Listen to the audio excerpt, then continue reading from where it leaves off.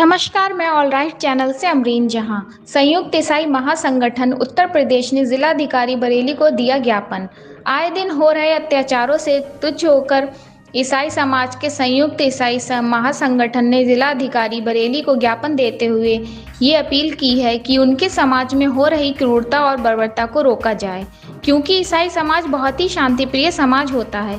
ये किसी से किसी बात में लड़ाई झगड़ा नहीं करता, बल्कि ईसाइयों के गिरजाघरों में या इनकी प्रार्थनाओं की जगह पर अन्य दंगाई लोग आकर इनको परेशान करते हैं, इनको मारते हैं और गलत तरह के प्रार्थना पत्र देकर और इनके ऊपर गलत इल्ज़ाम लगाकर FIR कराते हैं और फिर इन्हें जेल भेजा जाता है। इस तरह के कई एक पादरी और पासवान आज भी जेल में हैं। वहाँ के पदाधिकारियों से जब ये जानना चाहा कि वो क्या चाहते हैं, तो उन्होंने स्पष्ट किया कि हम भी देश के नागरिक हैं, हमने भी भारत को और भारत के सभी इलेक्शन के नेताओं को वोट दिया है और हमारा भी उतना ही अधिकार है जितना कि अन्य भारतीय का है। फिर हमारे साथ इस तरह का व्यवहार क्यों होता है?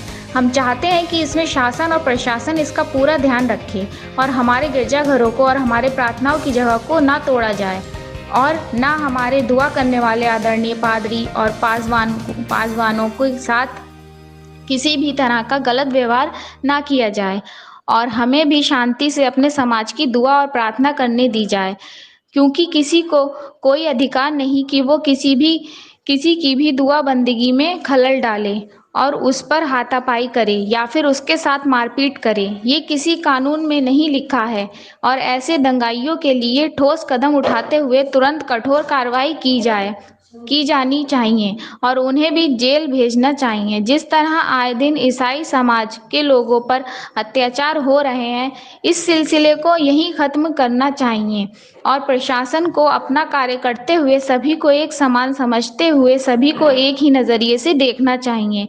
बरेली से सीनियर संवाददाता नीरज सिंह और संगीता सिंह की खास रिपोर्ट। हाथ रखे और परमेश्वर हमारे प्रधानमंत्री मुख्यमंत्री सबके ऊपर अपना हमारा हाथ रखे परमेश्वर, हर एक को संभाले पिता। हम आगे को जाते हैं परमेश्वर, रास्ते में रक्षा करे, मदद करे, यीशु के नाम से ऐसे ही हो। आमीन। सर आपका नाम? हो तो गया।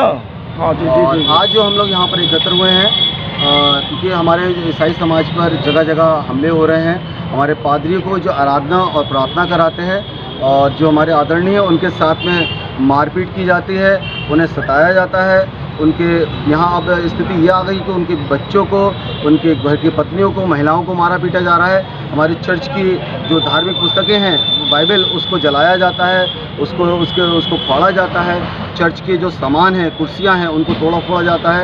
एक घटना हुई थी शाहजहाँपुर में, जहाँ एक बच्ची थी छोटी 13 साल का, जिसका हाथ टूटा तो तोड़ दिया गया था। इस तरह से घटनाएं लगातार बढ़ती चली जा रही हैं। अभी एक घटना हुई थी कि जहाँ पर भिलाई में, जहाँ पर एक पास्टर को दिन में और पुलिस के उपस्थिति में, प्रशासन वहाँ मौजूद था, उस उपस्थिति में पास्टर को चांटा मारा गया। ये बड़ी अशोभनीय हमारे भारत समाज के लिए बात हुई है, भारत वर्ष के लिए बात हुई है, क्योंकि हम देखते हैं कि भारत का जो संविधान है, उसके भारत के संविधान के अनुच्छेद की धारा 25 से 28 तक हम पढ़ते हैं, 25, 26, 27, 28 में हर एक व्यक्ति जो भारत का नागरिक है उसको उसके धार्मिक जो गतिविधियां हैं, जैसे प्रार्थना करना, याचना करना या आराधना करना, उसकी स्वतंत्रता भारत सरकार ने दी है, संविधान देता है हमको। लेकिन उसका हनन हमारे लिए समाज पर हो रहा है। हमारे समाज से सौतेला व्यवहार किया जा रहा है। हम अपने ही देश में, जिसके हम नागरिक हैं, जिसमें हमारे पुरखाओं ने हमारे इस देश की आज़ादी में भाग लिया, और हम आज असुरक्षा की भावना हमारे समाज में, मसीह समाज में व्याप्त है, क्योंकि जो शासन और प्रशासन है हमारी नहीं सुनता।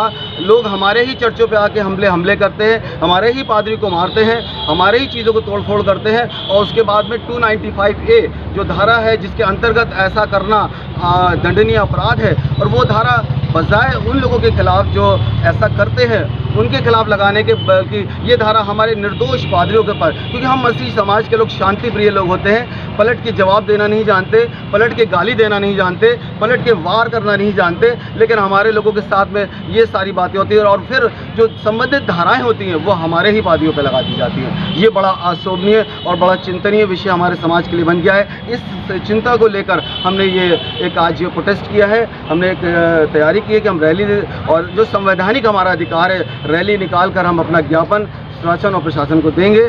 और यहाँ से चल के 11:30 बजे का टाइम हमने दिया है, जहाँ पर हम पहुँचेंगे DM महोदय को ये ज्ञापन देंगे। और DM महोदय के थ्रू हम महामहिम राष्ट्रपति महोदय, महामहिम प्रधानमंत्री जी, गृह मंत्रालय और आपके मुख्यमंत्री जी और आपके हम DM महोदय को ये ज्ञापन सौंपेंगे।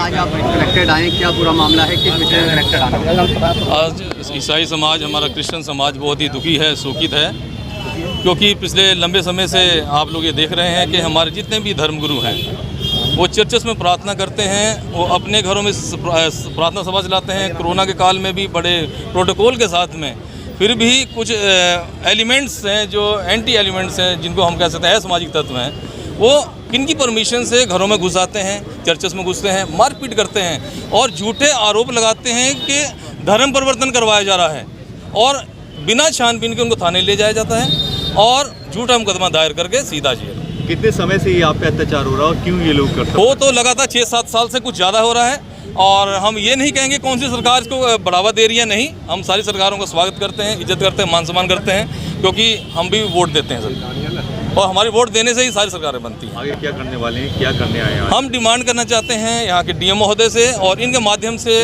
हम राज्यपाल साहब को, राज्य सरकार, केंद्र सरकार, राष्ट्रीय मानव अधिकार आयोग और अल्पसंख्यक आयोग को, जो कि पूरे देश में बना हुआ है, क्योंकि हम लोग अल्पसंख्यक हैं और हम लोग डिमांड वहीं करेंगे और उनके सामने अपने प्रस्ताव को रखेंगे कि हमारी सुरक्षा करी जाए और इस देश में हमें हमारी धार्मिक स्वतंत्रता का पूर्ण अधिकार दिया जाए।